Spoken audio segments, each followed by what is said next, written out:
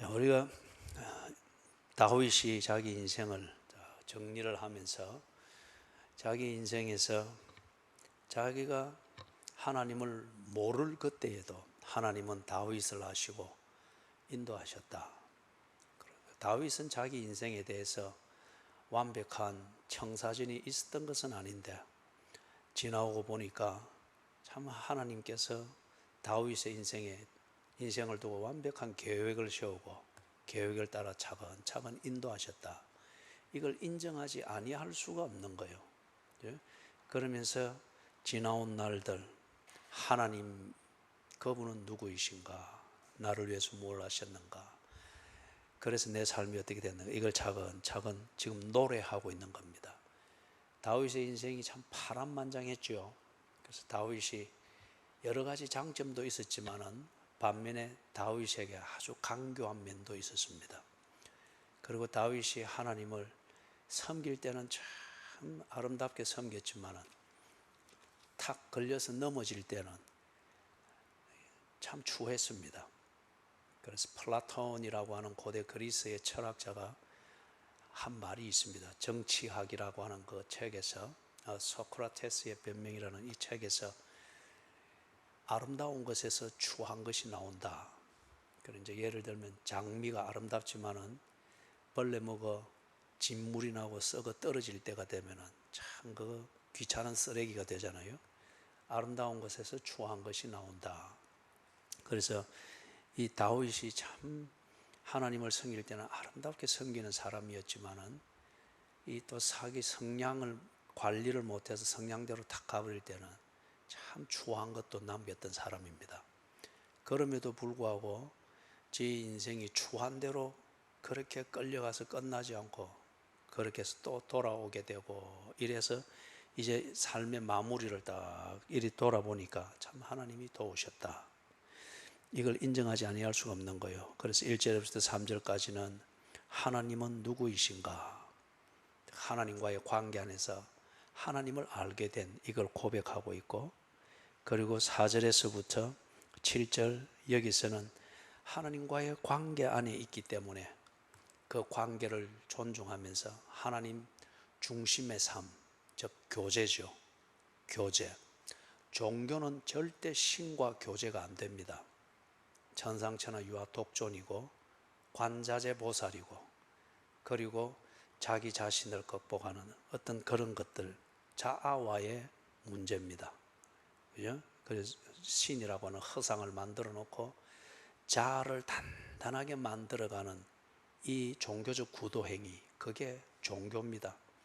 그걸 당연하게 여기도록 하고 합리적으로 여기도록 하고 고상하게 만드는 게 종교 철학이라고 하는 이론입니다. 그런데 하나님을 섬기는 이것, 다윗이 알게 된 이거는 종교가 아니었습니다. 하나님과 관계고 그 관계 안에서 하나님과 인격적인 교제를 나누는 것이었습니다. 그래서 하나님 중심의 삶으로 다 변화가 됐죠. 그 다음에 8절에서부터 16절 여기서는 함께 하시는 하나님, 함께 하시는 하나님을 저 인생을 돌아보니 이걸 인정할 수밖에 없는 거예요.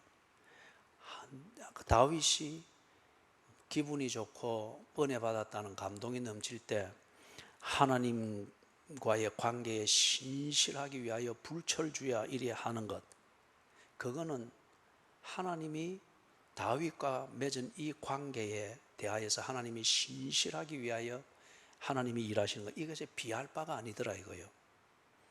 다윗이 하나님과의 관계에 대하여 신실하고자 하는 소위 말해서 신앙생활이라고 하는 것은 상당 부분 자기의 기분에 많이 좌우가 되는 문제였으나 하나님은 결코 기분에 좌우되는 분이 아니시더라. 딱 관계 중심으로 그리 하시는데 다윗은 하나님과 관계 위에서 교제를 하는 데 있어서 하나님께 대하여 마음은 있지만은 마음먹은 대로 그 교제에 신실할 수 없는 한계들이 많았습니다. 사망의 음침한 골짜기가 있고 또 늑대들에 비유되는 것들이 있고 무엇보다 어려운 한계는 자기의 건성이자 성향이었습니다. 그럴 때에는 다윗이 하나님을 알지만은 하나님을 외면하고 다르게 등을 돌렸죠. 반면에 하나님은 다윗과의 이 관계를 지키기 위하여서, 그 교제를 지키기 위해서 하나님을 가로막을 수 있는 것이 없었습니다. 바람을 타고 날아서라도 다윗과 교제하시고, 빽빽한 구름으로 둘러서라도 하나님은 다윗과 교제할 수 있는 환경을 만드시고, 천둥과 번개를 타고서라도 하나님은 다윗을 찾으시고, 다윗이 하나님과 함께 있어야 되는 그 자리를 하나님은 반드시 지키셨습니다. 그래서 다윗이 이게 다 지가 운이 좋아서 그런 것이 아니고, 또 재주가 있거나 의욕이 넘쳐서 그리 살아낸 게 아니고, 다 보니 자기에게는 불가능한, 그리고 자기에게는 끝났다 싶어서 변절을 하고 바꾸는 것을 깊이 고려를 하는 그 시점에 언제나 보니 하나님이 구체적으로 나타나서, 그래서 이 하나님과의 약속 안에 머물도록 딱 하신 것이 보이는 거예요. 그래서 다윗이 노래하듯이 주의 지팡이와 막대기로 나를 안위하시나이다. 그것처럼 하나님이 그리 하셨다는 거예요. 그죠? 이걸 노래를 합니다. 그런 다음 17절에서부터 20절, 우리 여기서는 보니까 나를 위해서 일하시는 하나님. 참 이게 얼마나 감동적이에요. 앞에 16절까지의 이 하나님에 대한 지식은 굉장히 뭡니까? 놀라운 것이 될 수 있습니다. 그런데 여기에만 머물러 있으면은 그 사람은 구경꾼입니다. 분위기 잡아주는 구경꾼 밖에는 안 됩니다. 여러분, 우리가 신앙생활을 이리 해서는 안 됩니다. 이것은 하나님에 대한 모욕이기도 하거니와, 하나님은 구경꾼에게 약속된 것을 허락하지 않습니다. 왜냐하면 구경꾼은 줘봐야 아무 소용이 없기 때문에. 그죠? 여러분, 이 보면은, 특히 주부들이 보면은 사은품 되게 좋아하죠. 사은품 받는 거는 되게 좋아하는데, 되게 보면 집에 다 쌓아놨죠. 그죠? 그거 별 쓸모없는 건 줄 알면서도 불구하고 굳이 사은품 받으려고, 그죠? 그렇게 애를 쓰는 거 보잖아요. 하나님께서는 구경꾼에게는 약속을 알고 약속의 자리에 있을 때까지는 약속한 것을 허락하지 않습니다. 그죠? 여러분, 우리가 신앙생활을 구경꾼처럼 해서는 안 됩니다. 분위기에 언제나 휩쓸려 다니고 분위기를 띄워주는 어떤 이런 것만 하지, 하나님과 나와의 개인적이고 인격적인 이러한 교제로 나아가지 못하면은, 여러분, 그런 교인들이 자주 그렇게 이야기하죠. 이래 늘 평생을 교회를 다니고 기도하고 하는데 늘 밍밍하고 이렇네. 그렇습니다. 사람과의 교제도 늘 이 뭡니까? 구경꾼처럼 하고 거칠애로 하고 많이 웃고 친절한 것 같긴 한데, 영혼이 없는 웃음, 영혼이 없는 친절, 그런 교제는 언제나 민민합니다. 그리고 그런 교제는 두세 번 만나고 나면 피곤합니다. 그죠? 그런데 영혼이 담겨 있는 교제, 짧지만은 그러한 통화, 그러한 말은 없지만 웃음, 뭔가 표정, 이런 게 우리의 영혼을 울리죠. 그리고 그 사람을 생각나게 만들죠. 그래서 17절에서부터 20절, 여기서는 다윗이 구경꾼의 상태에서 하나님을 많이 알아가는 것을 통해서 감동하고 놀라고, 와, 그래서 하나님 앞에서는 감히 고개도 못 들 정도로 경외심을 가지는데, 거기에 이제 한 걸음 더 나아가서 바로 그 하나님이 나를 위한 하나님이시구나. 빽빽한 구름을 타고 천둥과 번개를 치고 바람을 타고 나르시는 하나님이 나를 찾기 위해서 그러시는구나. 이걸 알게 된 거예요. 그래서 여기서 개인적인 하나님, 인격적인 하나님, 이 하나님을 알면서 시편에서 보는 것처럼 다윗이 하나님을 노래하는 게 굉장히 개인적인 고백입니다. 굉장히 인격적인 고백입니다. 그리고 굉장히 실생활적인 그러한 언어로서 하나님을 노래하고 있고 하나님의 은혜를 구하고 있는 것을 봅니다. 여러분, 이런 게 기도입니다. 이런 게 기도요. 그렇다고 오늘 뭐 대표 기도가 잘못되어 또 이렇게 갖다 붙이지 말고, 지금 일반적으로 이야기하고 우리가 내일부터 특세가 있는 거니까, 그죠? 그 다음에 21절에서부터 25절 같이 읽습니다. 여호와께서 내 공의를 따라 상 주시며 내 손에 깨끗함을 따라 갚으셨으니 악을 행함으로 내 하나님을 떠나지 아니하였으며 그의 모든 법도를 내 앞에 두고 그의 규례를 버리지 아니하였음이로다. 내가 또 그의 앞에 완전하여 스스로 지켜 죄악을 피하였나니 그러므로 여호와께서 내 의대로 그의 눈앞에서 내 깨끗한 대로 내게 갚으셨도다. 공평하게 평가를 받는다고 하는 것, 그리고 그것에 대해서 공평하고 공정한 보상을 받는 것, 이것처럼 기분 좋은 게 없습니다. 여러분, 과한 칭찬은 절대 좋은 게 아닙니다. 과한 칭찬을 받게 되어질 때에 불안합니다, 그 사람이. 그리고 지나고 나면은 찝찝합니다. 그게 과한 것은 거짓말이잖아요. 그죠? 그렇기 때문에 그것은 사람을 보람을 느끼도록 만들어주는 그런 칭찬이 아니죠, 과한 것은. 그런데 모자라는 것, 이거는 사람을 억울하게 만듭니다.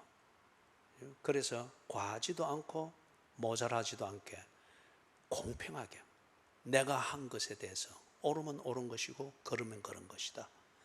내가 한 것이 유익이 되었으면 유익이 됐다 말하고 해가 되었으면 해가 되었다라고 말하는 것, 그죠?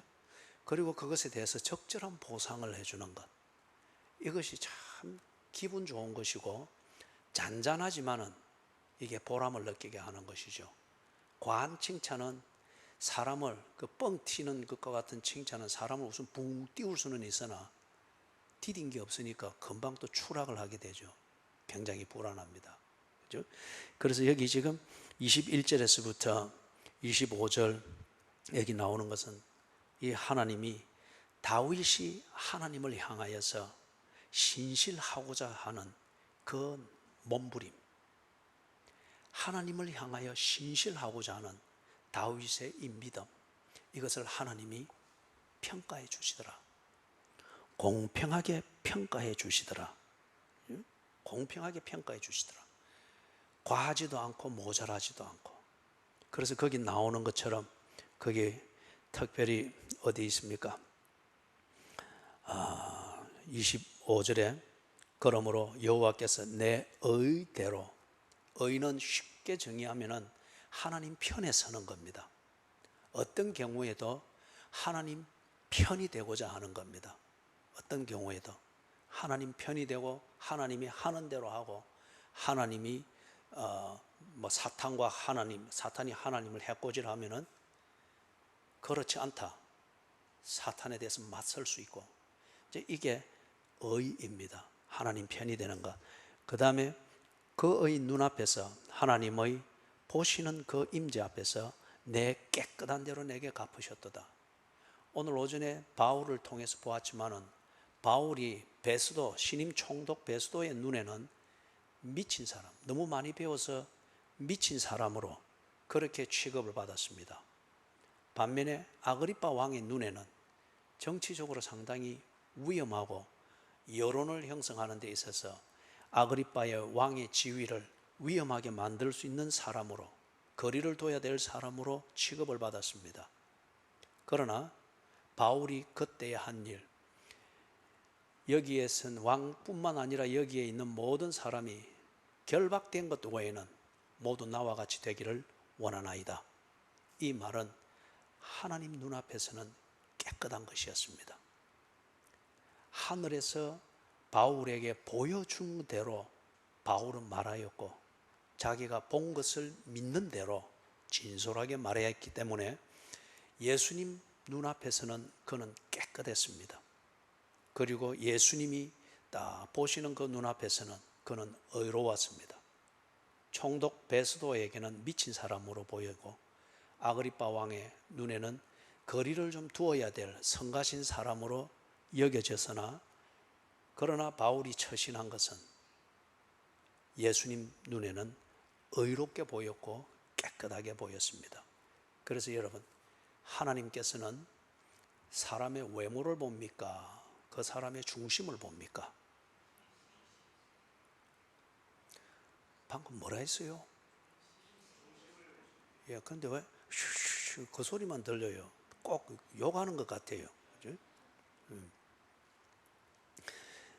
그래서 하나님은 그 중심을 보신다고 합니다. 그렇기 때문에 우리의 중심은, 그리스도인의 중심은 예수가 누구이시며 그분이 나를 위해서 무엇을 해 주셨는가, 이것을 보고 확인한 그 내용을 믿는 겁니다. 그것을 믿는 믿음에서 우리의 중심이 딱 정리가 되는 겁니다.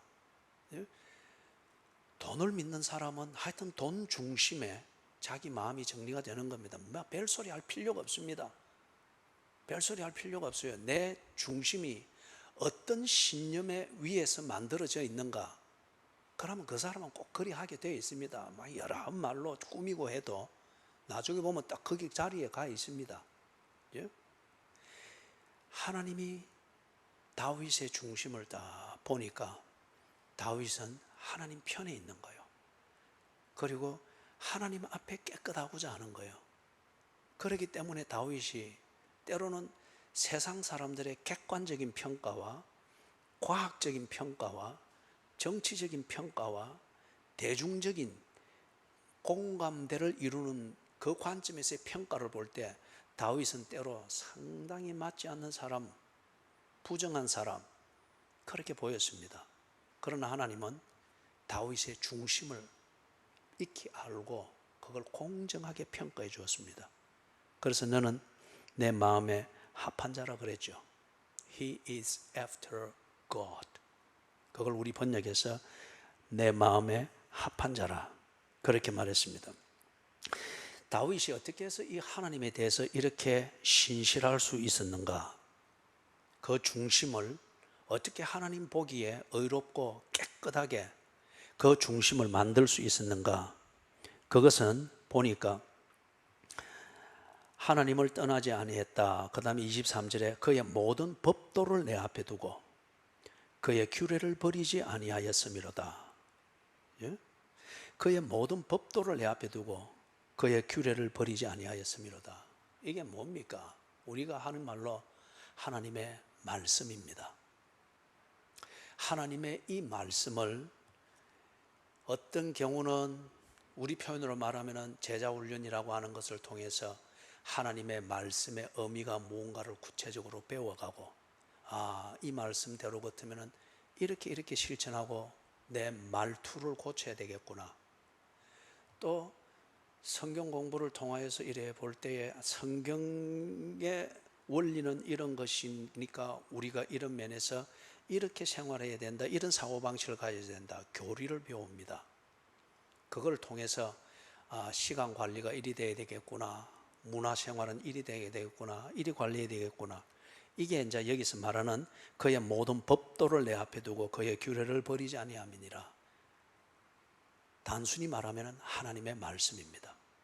이 말씀을 다윗이 배우고 그리고 경험하여서 정리된 구체적인 그 지식을 따라서 성경적 원리대로 살려고 그렇게 했다는 거예요. 자, 이 말이 무슨 말이죠?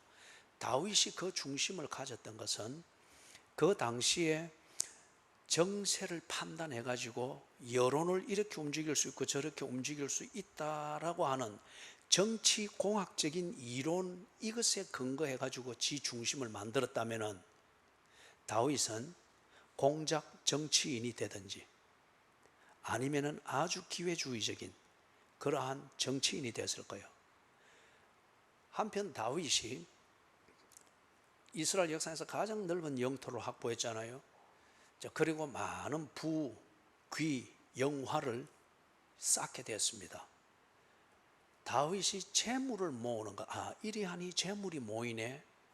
그래 하면서 권력을 이용해서 재물을 모으고 그 재물을 쌓는 이 재미, 그것이 자기의 행복한 인생의 참 관건이다라고 믿었다고 하면은 다윗이 하는 모든 일, 아무리 좋은 말하고 아무리 기도하고 아무리 뭐 예배드리고 이래 해도 그 끝에는 자기가 믿고 있는 재물을 모으고자 하는 요게 딱 있을 겁니다.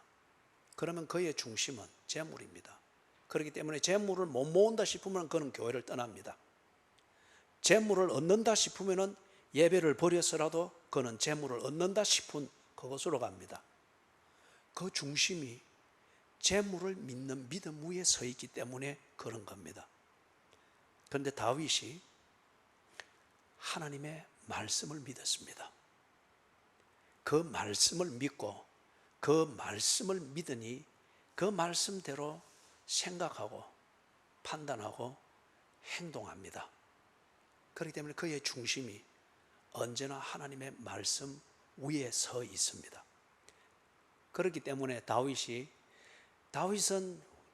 위대한 그 성향 중에 하나가 그는 잘못했으면 회개할 줄 알았습니다. 여러분, 우리 주음으로 그 성경 공부하신 분들은 이 회개의 의미가 뭔지를 공부했죠.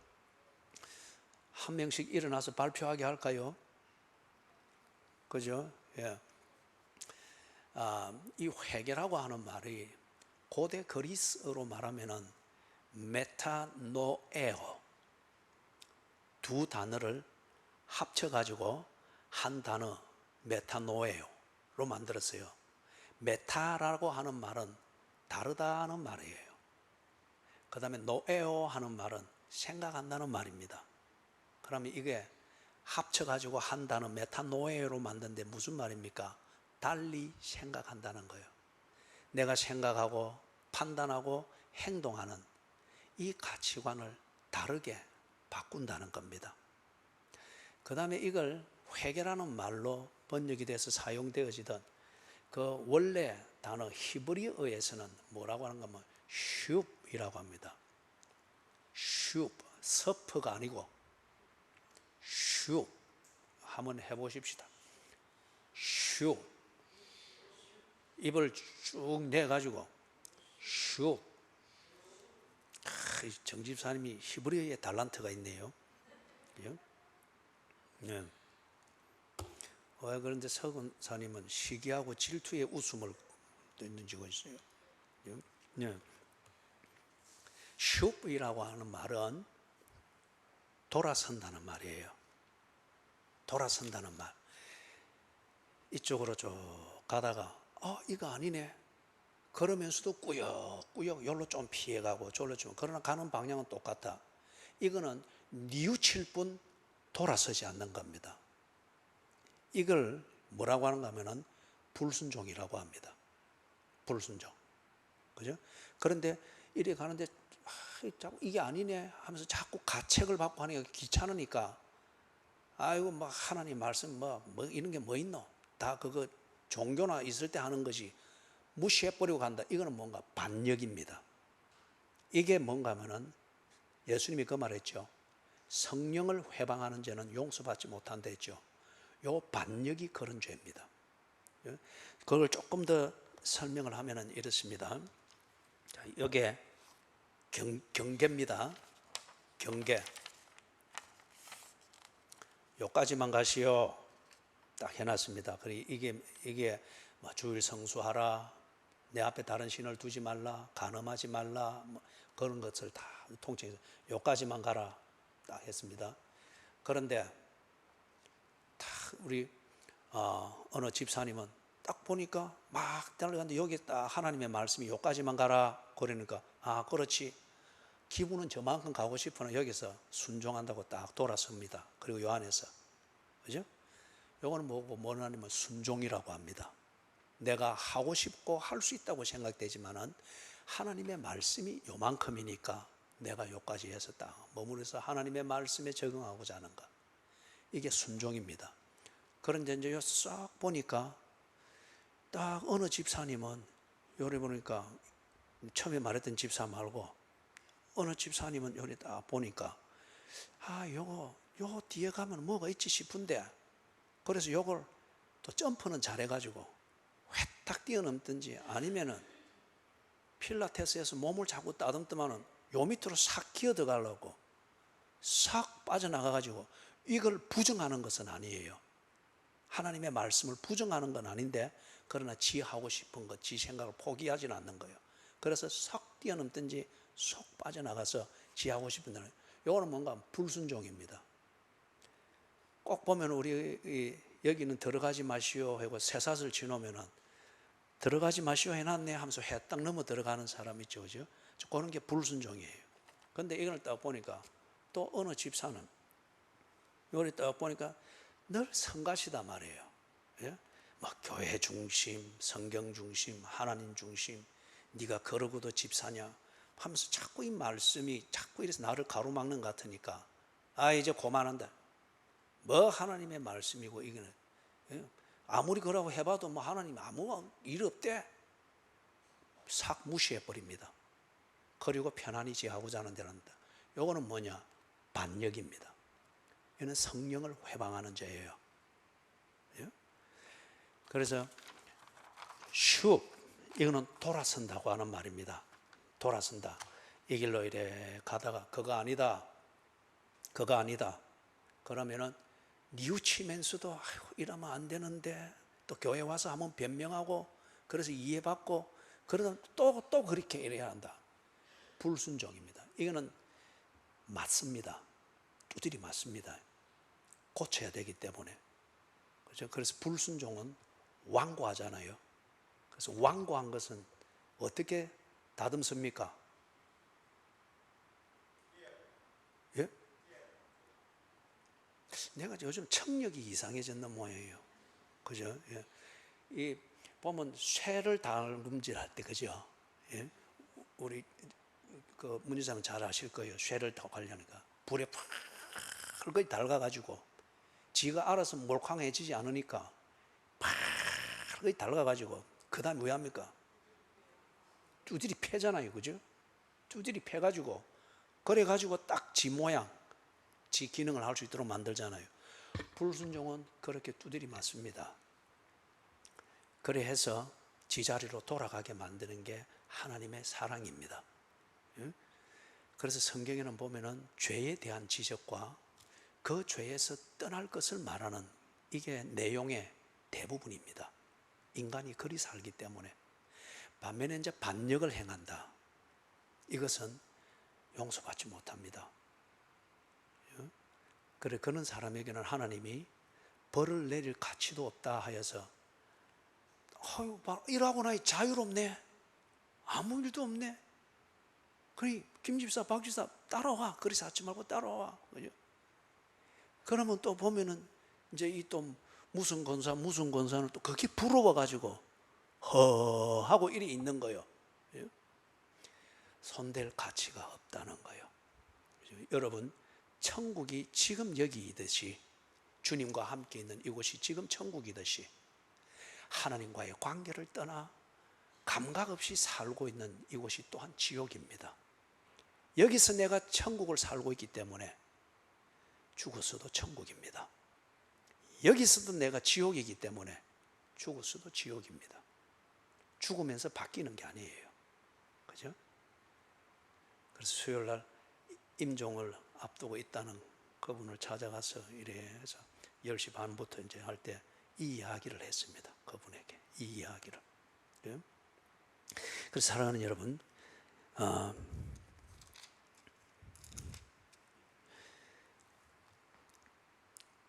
다윗이 하나님의 말씀, 그리고 그 하나님의 말씀을 배워가고 하나님의 말씀대로 살든지 하나님의 말씀을 떠나 살든지, 이걸 통해서 하나님이 나를 어떻게 간섭하시는가를 평생을 통해서 경험했잖아요.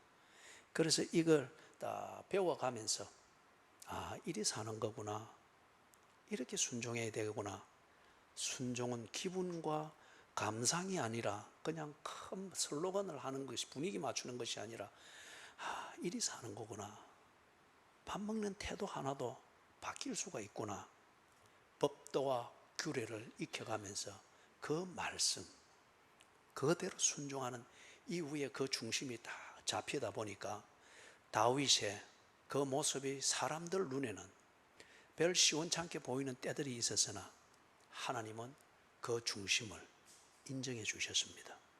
그래서 공의로우신 하나님, 나의 신실함을 공평하게 평가해 주시는 하나님, 이것을 아니까 참 하나님과 교제하는 게 그래 마음이 편하죠. 그죠? 그래서 여러분, 하나님과 교제하는 인격적 교제를 하게 되고 이럴 때에 경망스럽지 않습니다. 과한 칭찬으로 분위기 잡는 이런 교제를 하면은 막 흥분하는 경망스러움만 있지 내용은 아무것도 없어요. 어리도 없어요. 그런데 진정한 교제는, 저는 그렇게 생각합니다. 진정한 교제는 어떤 의미에서 무미건조합니다. 그런데 변하지 않아요. 그렇기 때문에 항상 의지할 사람이 필요하고 친구가 필요할 때는 그 사람이 생각나는 거예요. 그 교제가 생각나는 거예요. 자, 그 다음에 읽어봅시다. 26절에서부터 30절. 시작. 자비한 자에게는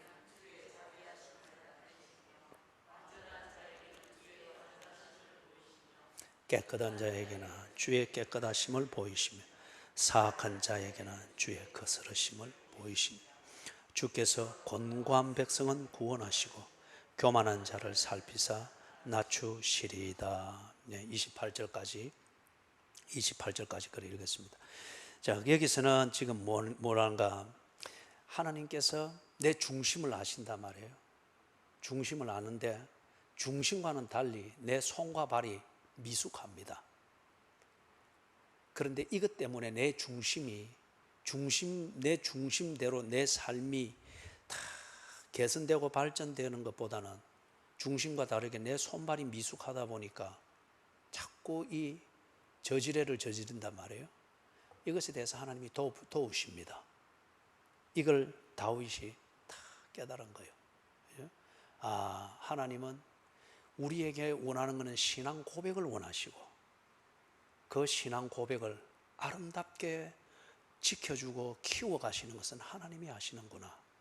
내 손에 재주를 주고 내 발에 길을 주고 내 눈에 보아야 할 것을 보게 하고 내 생각이 맑게 해주고, 즉 하나님 중심, 성경 중심, 교회 중심 되도록 가치관을 다 정리를 해주시고, 그래서 내 중심대로 내 삶이 개선되어지고 그렇게 발전되어 가도록, 그래서 하나님 보시기에 의롭고 깨끗하듯 사람들에게 덕을 세우고 영향력이 있도록, 그 영향력이라고 하는 게 큰 부자가 되어서 뭘 부러움의 대상, 이런 의미가 아니에요.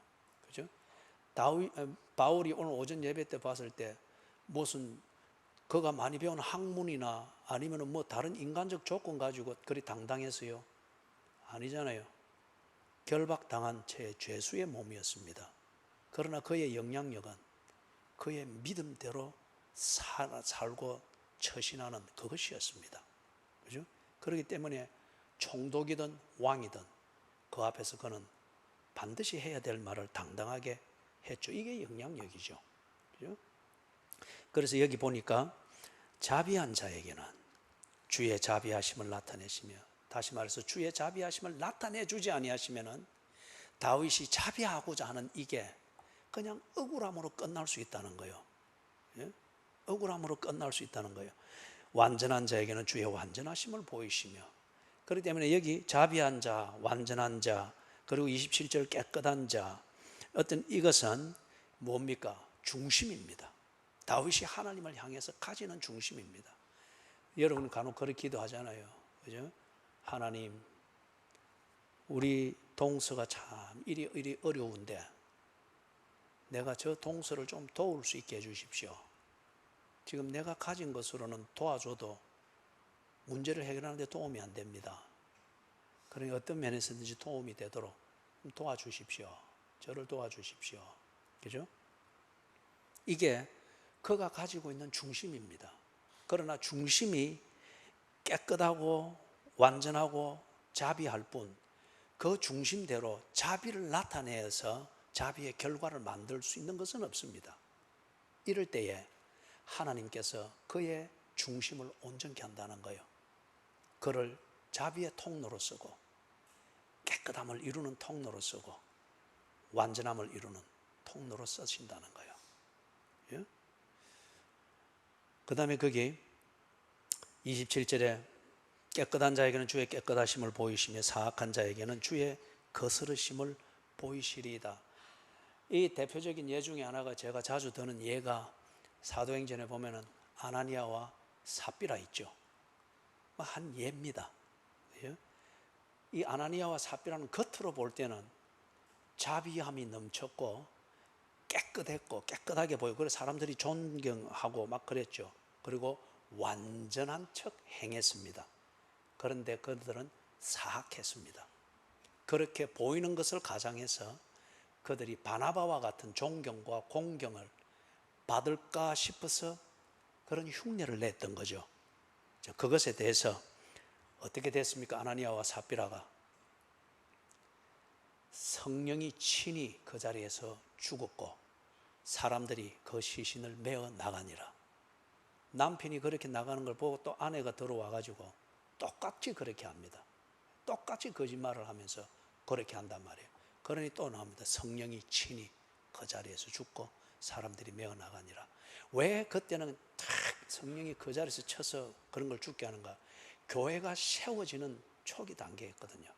예? 시범 케이스입니다. 시범 케이스.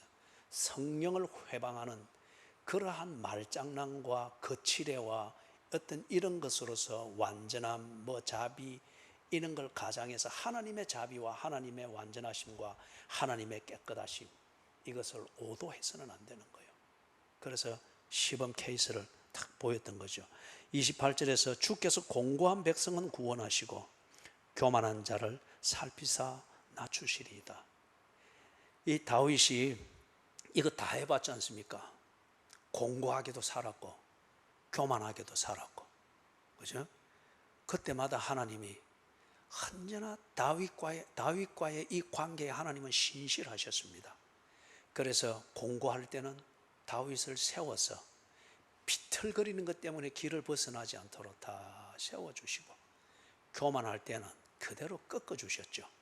그죠? 꺾어주셔서 교만은 무엇의 앞잡이라고요? 교만은 무엇의 앞잡이라고요? 예, 패망의 앞잡이. 우리 교회 교인들은 참 인내심이, 다들 충청도 사람들인지 너긋해요. 2번 묻고 3번 물어야 그래야 사람이 알아들을 수 있는 소리로 대답을 해요. 그죠? 예. 너무 여유 있는 건 좋은데 너무 여유를 부리면은 상대방이 너무 갑갑해지니까 실족게 만들 수 있어요. 자, 그래서 주께서 공고한 백성은 구원하시고 교만한 자를 살피사 낮추시리이다.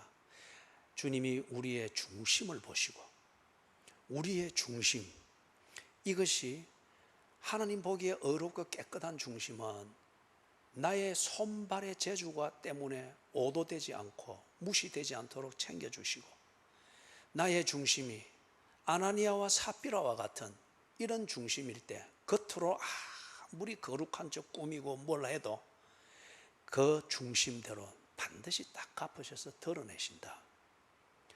어디 나옵니까? 시편에 나옵니까? 네 죄가 너를 찾아내리라. 기억나죠? 그죠? 구약에 그래, 이게 지금 성경이 어딘지를 모르겠군요. 네 죄가 너를 찾아내리라. 이게 무엇이냐?